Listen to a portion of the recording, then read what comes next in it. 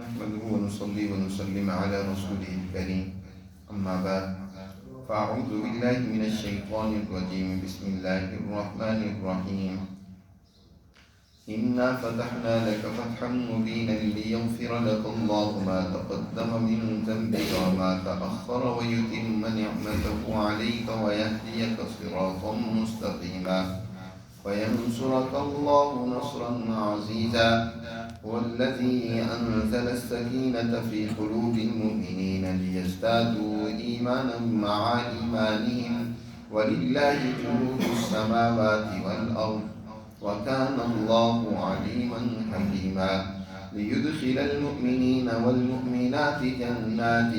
تجري من تحتها الأنهار خالدين فيها ويكفر عنهم سيئاتهم وكان ذلك عند الله فوزا عظيما ويعذب المنافقين والمنافقات والمشركين والمشركات الظانين بالله ظن السوء عليهم دائرة السوء وغضب الله عليهم ولعنهم وأعد لهم جهنم وساءت مصيرا ولله جنود السماوات والأرض وكان الله عزيزا حكيما صدق اللہ العظیم۔ یہ سورۃ الفتح کی ابتدائی آیات مبارکہ ہیں۔ اس سورہ مبارکہ کے شان نزول کے بارے میں کل گزشتہ درس میں بات ہوئی تھی کہ نبی کریم صلی اللہ علیہ وسلم سنہ 6 ہجری میں ذی قعدہ کے مہینہ میں مدینہ منورہ سے عمرہ کے ارادہ سے صحابہ کی ایک جماعت کے ساتھ احرام باندھ کر قربانی اور ہدی کے جانور ساتھ لے کر رخت سفر باندھتے ہیں، اور آپ کے ساتھ تقریباً 1400 کے قریب صحابہ کرام ہیں۔ آپ صلی اللہ علیہ وسلم نے حدیبیہ کے مقام پر آخری پڑاؤ ڈالا، اور یہاں پر قریش مکہ جن کے ساتھ اس سے قبل لڑائیاں اور جنگیں اور دشمنیاں چل رہی تھیں، ان کے ساتھ سفارت کے معاملات شروع ہوئے۔ اس سے پہلے یاد رکھیں کہ جب آپ صلی اللہ علیہ وسلم مدینہ منورہ سے روانہ ہوئے تو جو منافقین تھے وہ آپ صلی اللہ علیہ وسلم کے ساتھ نہیں آئے، سوائے ایک فرد کے، ورنہ باقیوں نے یہ سمجھ کر کہ یہ تو خود اپنے آپ کو موت کے منہ میں ڈالنا ہے، ہتھیار بھی نہیں لے کر جا رہے اور بے سر و سامان اس طریقے سے یہ لوگ جا رہے ہیں مکہ میں، اور ان کے ساتھ ان کی جنگیں چل رہی ہیں،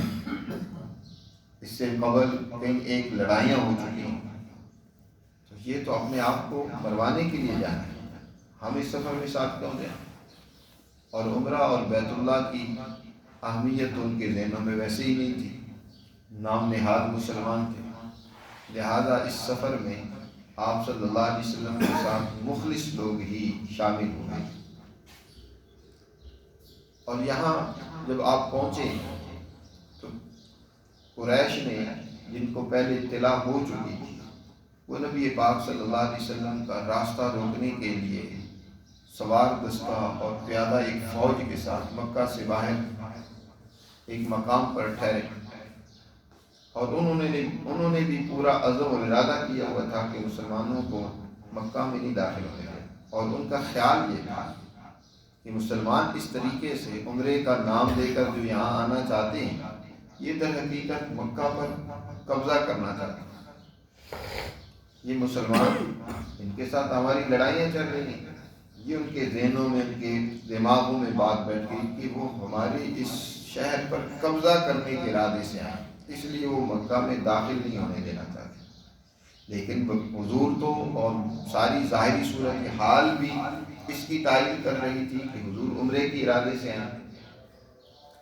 اس لیے براہ راست وہ مسلمانوں سے ٹکر بھی نہیں لینا چاہتے تھے کہ اس کی وجہ سے بدنامی ہوگی، عرب ہمارے مخالف ہو جائیں گے کہ یہ بیت اللہ کی خادم نہیں ہے بلکہ مالک ہے، یہ جن کو چاہتے ہیں مکہ میں آنے دیتے ہیں بیت اللہ کے لیے، عمرے کے لیے، اور جن کو چاہتے ہیں روک دیتے ہیں۔ یہ تو وہ مالک ہوا، اس لیے یہ عربوں کو بھی اپنا ہم نوا بنانا چاہتے تھے کہ اس حوالے سے اہل عرب کی مخالفت نہ لی جائے کہ دیکھو قریشیوں نے عمرہ کرنے کے لیے زائرین کو روک دیا۔ انہوں نے اس وجہ سے ایسی بہت سارے مواقع پیدا کی، چھیڑخانی کی کہ مسلمانوں کی طرف سے جنگ کا آغاز ہو جائے اور ہم اس کو بہانہ بنا کر جنگ کریں اور عرب کے ہاں بھی سرخرو ہو جائیں کہ دیکھو مسلمانوں نے خود جنگ کی ہے، انہوں نے ہمارے ساتھ لڑائی کی ہے۔ وہ تو آئے اسی ارادے سے تھے کہ مکہ کے سرداروں کو قتل کر کے مکہ پر قبضہ کریں۔ چنانچہ ایک موقع پر رات کو تاریکی میں 40 کے قریب نوجوانوں کو انہوں نے پتھراؤ اور تیر بازی کرنے پر معمول کیا۔ انہوں نے مسلمانوں پر تیر اندازی بھی کی، لیکن آپ صلی اللہ علیہ وسلم کی بہترین حکمت عملی کے نتیجے میں آپ مشتعل نہیں ہوئے، کوئی لڑائی کی طرف نہیں بڑھے، بلکہ ان کو گرفتار کر لیا، بعد میں ان کو رہا بھی کر دیا۔ حضور صلی اللہ علیہ وسلم نے ان پر احسان فرماتے ہوئے اسی طرح ایک موقع پر دن کو بھی حضور صلی اللہ علیہ وسلم پر 80 افراد نے حملہ کر دیا، اور اس میں بھی آپ صلی اللہ علیہ وسلم نے اپنی حسن تدبیر سے ان کو گرفتار کر لیا اور بعد میں ان پر احسان کر کے ان کو رہا کر دیا۔ یعنی ان کی طرف سے جنگ کی بھرپور کوشش کی جا رہی ہے کہ کوئی یہ جنگ چھیڑے، جنگ کی نوبت آئے اور ہم ان کا مقابلہ کریں۔ اس سے پہلے سفارت کے لیے خود قریش نے 3 سے 4 افراد کو بھیجا کہ مسلمانوں کو کہیں وہ واپس چلے جائیں، ہم مکہ میں ان کو نہیں داخل ہونے دیں، وہ ہمارے اس شہر پر قبضہ کرنا چاہتے ہیں، مگر نہ لڑائی ہو۔ احابیش مکہ کے ارد گرد کچھ قبائل تھے جو بڑے تیر انداز تھے، قریشی ان کو اپنے ساتھ ملا کر رکھتے تھے کہ جب کبھی جنگ آتی تھی تو ان کے نوجوانوں کو بھی استعمال کرتے تھے۔ احابیش کے جو سردار تھے ان کو بھی بھیجا کہ جاؤ آپ محمد صلی اللہ علیہ وسلم سے بات کر کے، اور اس کا مقصد بھی یہی تھا کہ یہ اس طریقے سے مشتعل ہوں گے، یہ احابیش بھی ہمارا ساتھ دیں گے، مسلمان نہیں اگر بات مانیں گے تو ہم ان کے خلاف جنگ کریں گے۔ لیکن جب وہ پہنچا سردار تو آپ صلی اللہ علیہ وسلم نے صحابہ کو فرمایا کہ اس کے سامنے سے قربانی اور ہدی کے جانوروں کی قطاریں گزارو، جانور گزارو۔ چنانچہ انہوں نے جب دیکھا ہدی کے جانوروں کو جن کے گلوں میں قلادے پہنے ہوئے ہیں تو مطمئن ہو کر واپس گیا، اور اس نے قریشیوں کو کہا کہ واللہ وہ لڑنا نہیں چاہتے، وہ عمرے کی زیارت کے لیے آئے ہیں، وہ عمرے کے لیے آئے ہیں، بیت اللہ کی زیارت کے لیے آئے ہیں، لہذا ان سے تم تعرض نہ کرو۔ لیکن قریش نے یہ کہہ کر کہ تم لوگوں بدوؤں کو کیا پتا، وہ تو تم نہیں جانتے ان سیاست کی باریکیوں کو، ان کا مقصد ہی کیا ہے مکہ پر قبضہ کرنا، لہذا ہم نہیں ان کو آنے دیں گے۔ اسی طرح بدیل ابن ورقہ وہ بھی آئے سفارت کے لیے، اور بھی کئی ایک سفیر آئے۔ حضور صلی اللہ علیہ وسلم نے سب کو مطمئن کر کے واپس کیا کہ دیکھو میرے آنے کا مقصد سوائے عمرہ کے کوئی نہیں، میری جماعت میرے درمیان میرے، آپ دیکھ رہے ہیں نا ہم ہتھیار لے کر آئے، اگر ہم لڑنے کے لیے آتے تو اس طرح آتے، قربانی کے جانور ساتھ لے کر آتے، احرام میں ہوتے اور بغیر ہتھیار کے ہوتے۔ بہر صورت جب یہ سب ناکام ہو گئے، قریش کی ساری تدبیریں کارگر ثابت نہیں ہوئی، اور حضور صلی اللہ علیہ وسلم نے مزید آخری ایک جو حربہ اختیار کیا وہ اپنی طرف سے سفارت بھیجنے کا تھا کہ عثمان غنی رضی اللہ تعالیٰ عنہ کو اپنا نمائندہ اور سفیر بنا کر آپ نے مکہ بھیجا کہ ان کو مطمئن کریں، ان کو سمجھائیں، جا کر ان سے بات چیت کریں کہ ہم یہاں صرف عمرے کے لیے آئے۔ اور پھر وہ واقعہ بھی پیش آیا کہ عثمان کے بارے میں خبر پھیل گئی کہ وہ شہید کر دیے گئے، تو آپ صلی اللہ علیہ وسلم نے اس موقع پر تمام صحابہ سے ایک درخت کے نیچے بیعت لی، عثمان کا ہم جب تک بدلہ نہیں لے دیں گے ہم یہاں میدان سے نہیں ہٹیں گے، جنگ ہوگی، آخری خون کے قطرے تک ہم مقابلہ کریں گے۔ جب قریشیوں نے اس بیعت کے حال کو سنا اور اس حلف کو دیکھا، اب ان کے بھی پسینے چھوٹے، انہوں نے سہیل ابن عمر کو بھیجا اور حضور صلی اللہ علیہ وسلم سے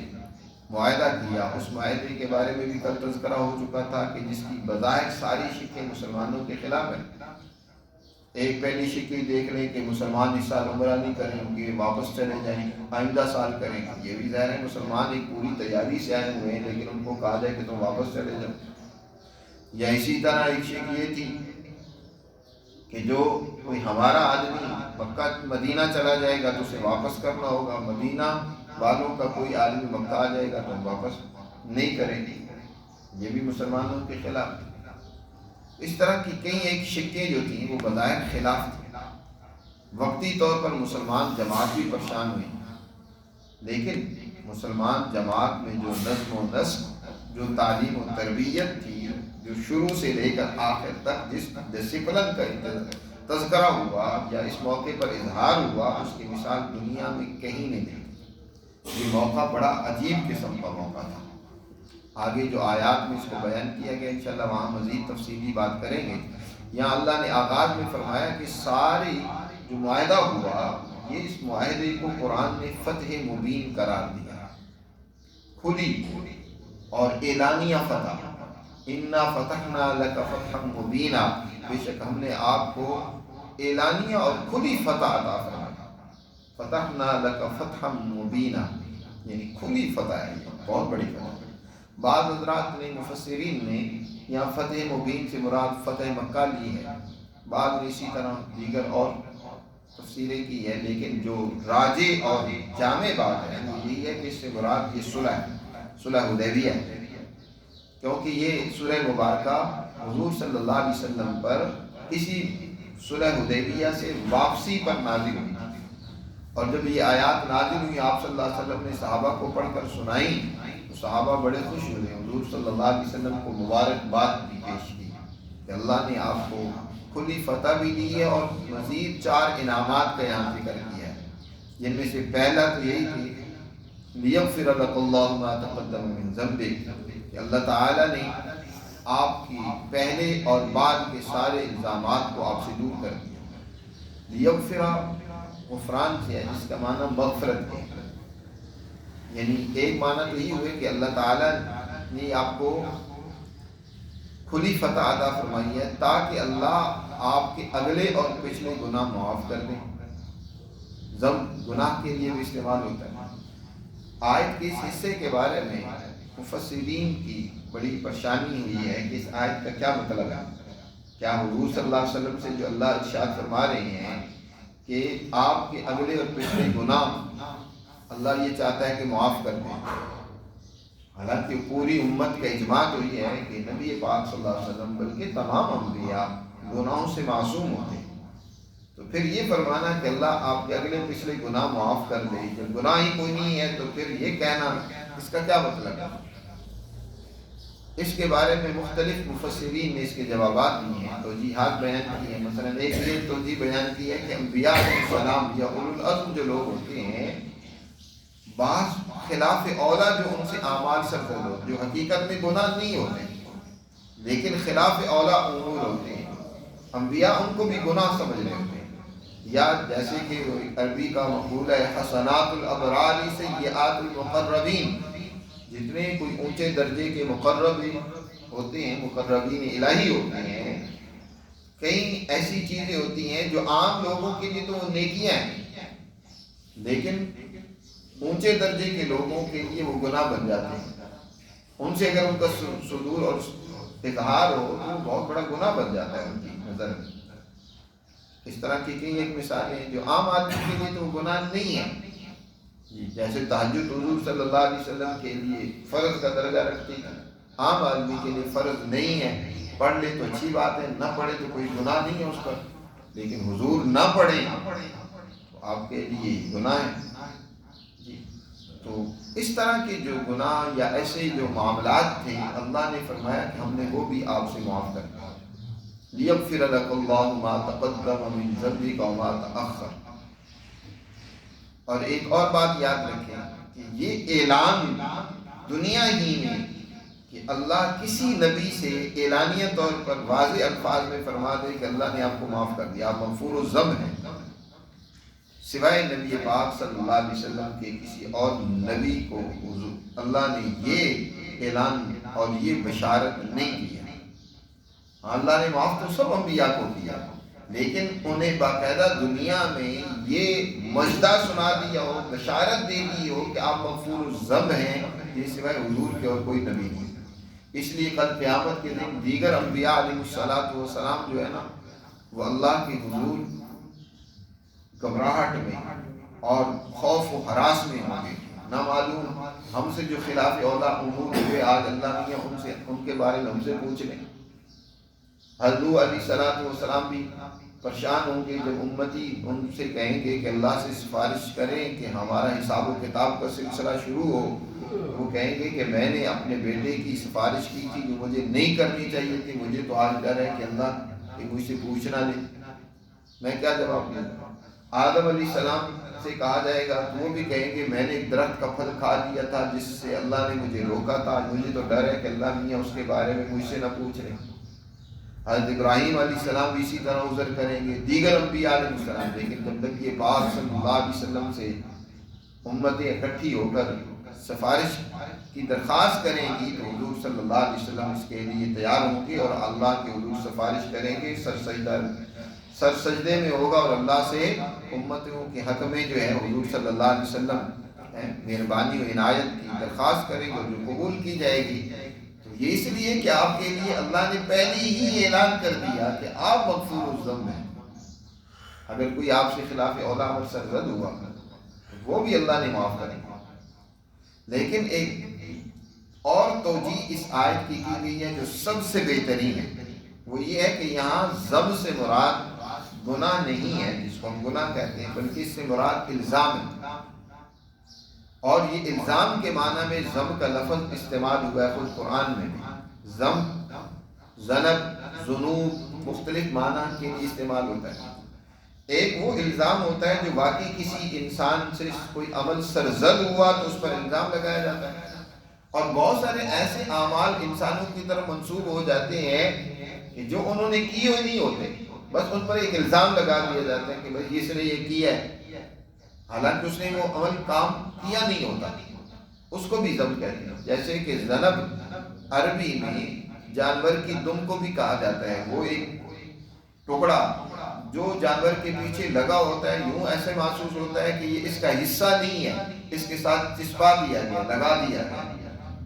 تو اس کو بھی عربی میں ذنب کہتے ہیں۔ ذنب کا لفظ اس کے لیے بھی استعمال ہوتا ہے، یا ذنوب کا لفظ اس ڈول کے لیے بھی استعمال ہوتا ہے جس کو رسی کے سرے پہ باندھا جاتا ہے اور اس کے ذریعے سے پانی کھینچا جاتا ہے کہ وہ رسی کا حصہ نہیں ہوتا۔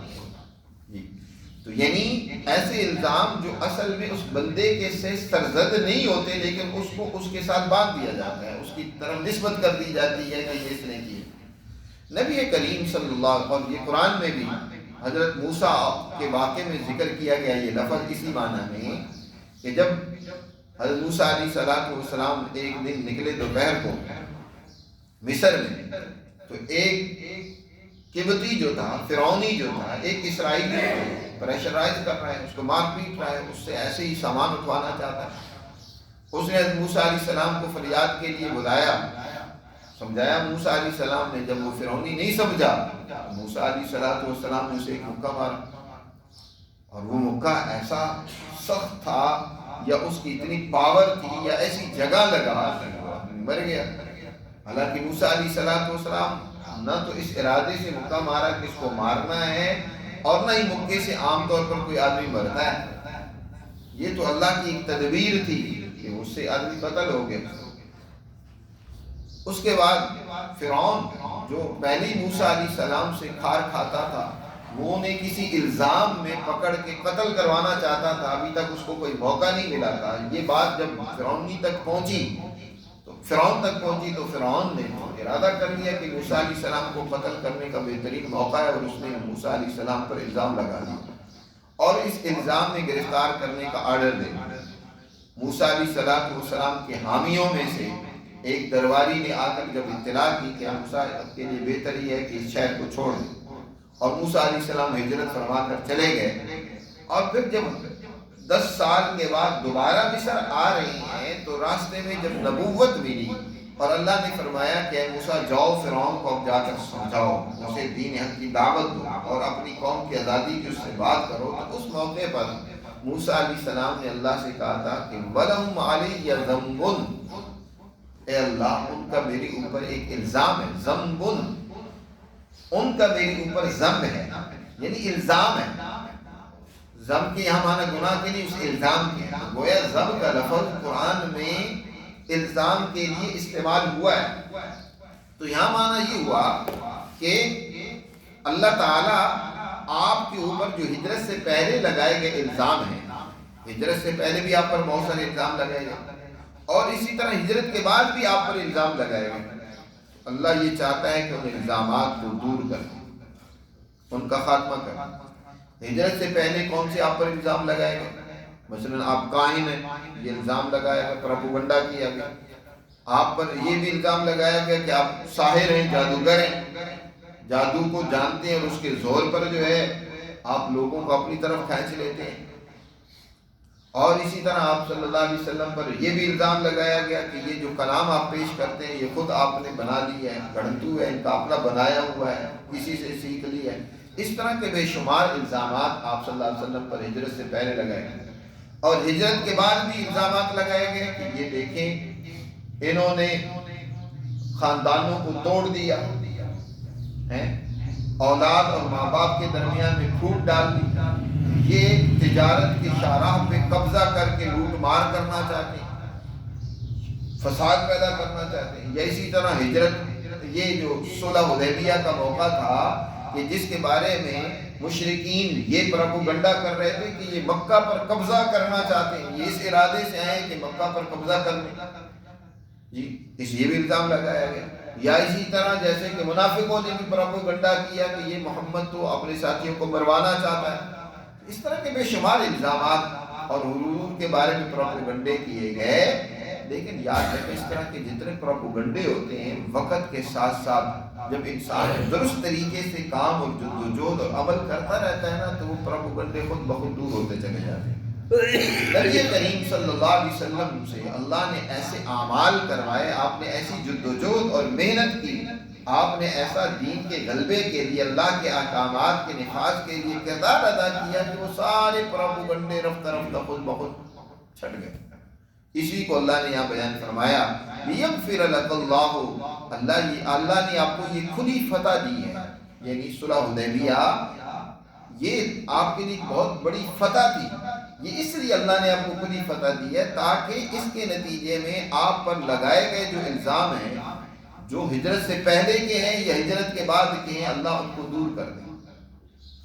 جی۔ اور یہ ایسا ہی ہوا کہ اس صلح کے نتیجے میں اس کو فتح مبین کیوں کہا گیا اور اس کے نتیجے میں الزامات دور کرنے کا کیسے موقع ملا کہ ہجرت سے پہلے اس صلح سے پہلے تناؤ ہے مکہ کے درمیان، اہل عرب کے درمیان اور مسلمانوں کے درمیان، ایک کشیدگی ہے، ایک دوسرے سے متنفر ہے کیونکہ جنگیں ہو رہی ہیں، ایک دوسرے کی بات سننے کے لیے تیار نہیں، خاص طور پر مشرکین جو ہیں وہ مسلمانوں کی بات سننے کے لیے تیار نہیں۔ لیکن جب یہ صلح ہو گئی اب مسلمانوں کے پاس ایک بہترین موقع تھا کہ اپنے اس پیغام اور نظریے کو ان کے قریب اور ان کے گھروں میں ان کے پاس جا کر انہیں سمجھائیں، ان کی شکوک و شبہات کو دور کریں۔ چنانچہ صلح کے بعد مسلمانوں نے مکہ کا رخ کیا، مکہ میں آئے، ٹھہرے، یہاں مکہ کے لوگ مدینہ گئے، عربوں کے ساتھ میل جول بڑھا اور اس کے نتیجے میں ان کے ذہنوں میں جو شکوک و شبہات تھے وہ دور ہوئے۔ وہ جو حضور کے بارے میں، مسلمانوں کے بارے میں عجیب پروپیگنڈا کر رکھا تھا، یہ بڑے بد اخلاق ہیں، یہ رشتہ ناتوں کا احترام نہیں کرتے، یہ اپنوں کو قتل کرنا چاہتے ہیں، عجیب و غریب قسم کے پروپیگنڈے تھے، وہ دور ہو گئے کہ یہ تو ایسے لوگ نہیں، یار یہ تو بڑے با اخلاق ہیں، بڑے با کردار ہیں، انسانیت انہی میں پائی جاتی ہے، اتنے اعلیٰ اوصاف کے حامل یہ لوگ ہیں، یہ لڑنے میڑنے والے تو ہیں نہیں ہیں۔ یہ تو دیکھو اس باوجود اتنی طاقت کے بھی یہاں 1400 صحابہ کے ساتھ اپنی جماعت کے ساتھ موجود ہونے کے باوجود بغیر کسی جنگ کے دیکھو امن کے ساتھ واپس چلے گئے، عمرہ تک نہیں کیا انہوں نے۔ تو یہ اس کا اتنا فائدہ ہوا، اگلے 2 سال کے اندر، صرف 2 سال درمیان میں گزرے، اس کے بعد فتح مکہ، کا موقع آ گیا. یہ 6 ہجری ذوالقعدہ میں صلح حدیبیہ ہو رہی ہے اور 8 ہجری کے اندر رمضان کے مہینہ میں مکہ فتح ہو رہا ہے. اور اس فتح مکہ کا پس منظر تو آگے انشاءاللہ بیان ہوگا. لیکن اس موقع پر آپ صلی اللہ علیہ وسلم 2 سال کے بعد آپ جب مکہ کو فتح کرنے کے ارادہ سے یہاں آئے ہیں تو آپ کے ساتھ 10,000 لوگ ہیں. صلح حدیبیہ کے موقع پر صرف 1400-1500 صحابہ ہیں. اب صرف 2 سالوں میں اس صلح کے اثرات و نتائج دیکھیں, لوگوں تک اب اللہ کا پیغام پہنچانے کے اثرات دیکھیں, ان کو سمجھانے کا سمجھنے کا موقع اتنا پیدا ہوا کہ اب 10,000 لوگ حضور صلی اللہ علیہ وسلم کے ساتھ شامل ہو گئے. اور مکہ کی جو بڑی طاقت و قوت تھی, جو اصل خمیر تھا, جو وہ مستقبل کی لیڈرشپ تھی جنہوں نے مستقبل میں کردار ادا کرنا تھا, وہ سب کے سب حضور صلی اللہ علیہ وسلم پر ایمان لے. حضرت عمر بن عاص رضی اللہ تعالیٰ عنہ اسی صلح کے بعد حضور پر ایمان لے آتے. خالد بن ولید رضی اللہ تعالیٰ عنہ اسی صلح کے بعد حضور صلی اللہ علیہ وسلم کے پاس جاتے, مدینہ منورہ میں حضور پر ایمان لے آتے. اور اسی طرح کہیں ایک اور دیگر صحابہ کرام جنہوں نے مستقبل میں بڑا کردار ادا کیا. تو یہ در حقیقت فتح مبین تھی کہ اس کے نتیجے میں دین اسلام کس طرح تیزی کے ساتھ لوگوں تک پہنچا اور پھیلا. اور پھر آپ صلی اللہ علیہ وسلم جو ساری انسانیت کے نبی تھے, اس سے پہلے آپ صرف عرب میں اپنے دعوت و ارشاد اور تعلیم و تربیت کا کام کر رہے تھے. لیکن اس کے بعد صلح حدیبیہ کے بعد آپ نے دوسرے ممالک کو بھی خطوط لکھے, ان تک بھی اپنے دعوتی پیغامات پہنچائے. گویا کہ بین الاقوامی آپ کی جو نبوت تھی اس کا آغاز اس صلح حدیبیہ کے بعد ہوا. صلح حدیبیہ سے پہلے آپ قومی درجے میں, جو ہر نبی کا پہلا درجہ ہے, دنیا میں ہر نبی جو ہے وہ اپنی قوم کی تعلیم و تربیت کے لیے تشریف لائے, اور آپ نے بھی پہلے درجے میں اپنی قوم ہی کی تعلیم و تربیت کے لیے کردار ادا کیا. پھر آپ کو کہو کہ اگلا درجہ بھی دیا گیا تھا, اگلی ذمہ داری بھی دی گئی تھی کہ آپ ساری انسانی کافۃ للناس, ساری انسانیت کے نبی ہیں. تو اس کا آغاز اس صلح حدیبیہ کے بعد ہوا. اس سے پہلے آپ عرب کے اندر ہی دعوت کا سلسلہ قائم کیے ہوئے ہیں. تو یہ بہت بڑی فتح ہے کہ ایک دنیا تک پیغام پہنچانے یا دنیا کو فتح کرنے کا بھی اس سے آغاز ہوا, اور خود عرب میں دعوت پھیلنے کا ایک بہترین موقع ہاتھ آیا. تو فرمایا کہ ہم نے آپ کو کھلی فتح عطا فرمائی تاکہ اللہ آپ پر لگائے گئے الزام ہجرت سے پہلے کے ہوں یا بعد کے ہوں سب کو دور کر دے, اور آپ پر اپنی نعمت کو مکمل کر دے. وَيُتِمَّ نِعْمَتَهُ عَلَيْكَ, اتمامی نعمتیں اللہ کی بے شمار ہیں, مادی روحانی اتنی نعمتیں ہیں کہ انسان ان کو گننا چاہے تو گن نہیں سکتا. وَإِن تَعُدُّوا نِعْمَتَ اللَّهِ لَا تُحْصُوهَا, لیکن نعمت تمام ہوتی ہے کہ کسی قوم کو ان کا خود مختار حکمرانی کا نظام اللہ عطا فرماتا کہ وہ اپنے فیصلے اپنی مرضی سے کریں, کسی کے محتاج یا ماتحتی میں نہیں, غلامی میں نہیں, اور ان کا غلبہ دنیا میں قائم ہو گیا. جیسے حضرت موسیٰ علیہ السلام اپنی قوم کو کہتے ہیں, یا قوم اذکروا نعمت اللہ علیکم, اے میری قوم اللہ کی نعمت کو یاد کرو. اذ جعل فیکم انبیاء وجعلکم ملوکا وآتاکم ما لم یؤت احدا من العالمین, کہ اللہ نے تم میں نبوت بھی رکھی ہے, تم میں حکمرانی بھی رکھی ہے. نبوت بھی ہو, حکمرانی بھی ہو, یہ اللہ کی نعمت کا اتمام ہے. یا جیسے آپ صلی اللہ علیہ وسلم نے حجۃ الوداع کے موقع پر جب آپ کا عرب پر پورا غلبہ ہو گیا, آپ کے اقتدار کو دنیا نے تسلیم کر لیا عرب کی سطح پہ, تو اس موقع پر یہ آیت نازل ہوئی, اليوم اکملت لکم دینکم واتممت علیکم نعمتی, کہ ہم نے آپ پر اپنی نعمت مکمل کر دی, کہ جس نعمت کے لیے آپ نے جدوجہد شروع کی تھی آج وہ مکمل ہو گئی. کہ دنیا میں اب غلبہ, یعنی عرب میں اب ہو گیا, اب دنیا میں غلبے کا آغاز ہو چکا ہے, ہم نے اپنی نعمت مکمل کر دیا. تو یہاں بھی اتمام نعمت سے مراد ہے حکمرانی قائم ہونا, حضور صلی اللہ علیہ وسلم کی دین اسلام کی عدل و انصاف کی حکمرانی کا قائم ہونا. فرمایا یہ ہم نے آپ کو کلی فتح اس لیے عطا فرمائی ہے تاکہ آپ پر اپنی نعمت کیا کر دیں, مکمل کر دیں, یعنی آپ کو حکمرانی عرب پر بھی اور آپ کی جماعت کو پوری دنیا میں عطا کر دیں. وَيَهْدِيَكَ صِرَاطًا مُسْتَقِيمًا، اور تاکہ اللہ تعالیٰ کیا کرے، آپ کو درست راستے پر، سیدھے راستے پر گامزن رکھے، چلاتا رہے، جو درست اور سیدھا راستہ کامیابی کا ہے۔ دیکھیں جب بھی کوئی تحریک شروع ہوتی ہے، اس تحریک کے راستے میں بڑی رکاوٹیں آتی ہیں، بڑے موڑ آتے ہیں، بڑی مشکلات آتی ہیں، تو انسان درست سمت میں مسلسل اپنی جدوجہد کو جاری رکھے تو منزل یقیناً آتی ہے، وہ کامیاب ہوتی ہے۔ تو یہ اللہ تعالیٰ نے آپ کو درست راستے پر، سیدھے اور جو بالکل منزل کی طرف لے جانے والا ہے، اس کے اوپر آپ کو ثابت قدم رکھے، اس لیے اللہ نے آپ کو یہ فتح مبین عطا فرمائی۔ وَيَنْصُرَكَ اللَّهُ نَصْرًا عَزِيزًا، اور اللہ تعالیٰ تاکہ آپ کی مضبوط مدد کرے، یہ اس لیے اللہ نے آپ کو فتح عطا فرمائی۔ یاد رکھیے اللہ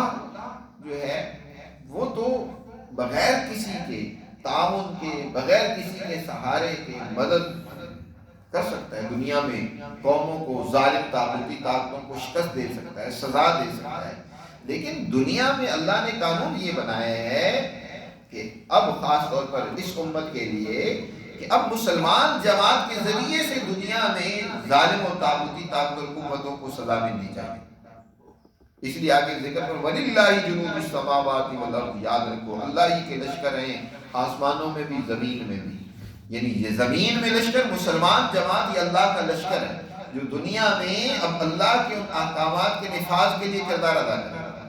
آسمانوں کے لشکر تو فرشتوں کی صورت میں،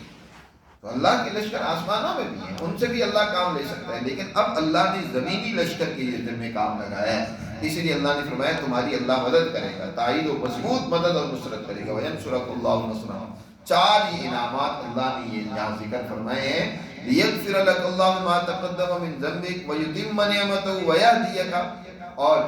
وَيَنْصُرَكَ اللَّهُ نَصْرًا عَزِيزًا۔ آگے ان چار انعامات کو ذکر کرنے کے بعد پھر اللہ نے ان کے اوپر جو اپنی مزید نعمتیں اور اپنی مزید اللہ تعالیٰ نے مسلمان جماعت پر مہربانیاں کی ہیں، ان کا تذکرہ کی ہے۔ اگلی آیات میں اس پر انشاءاللہ آئندہ درس میں بات کریں گے۔ اللہ ہمیں سمجھ نصیب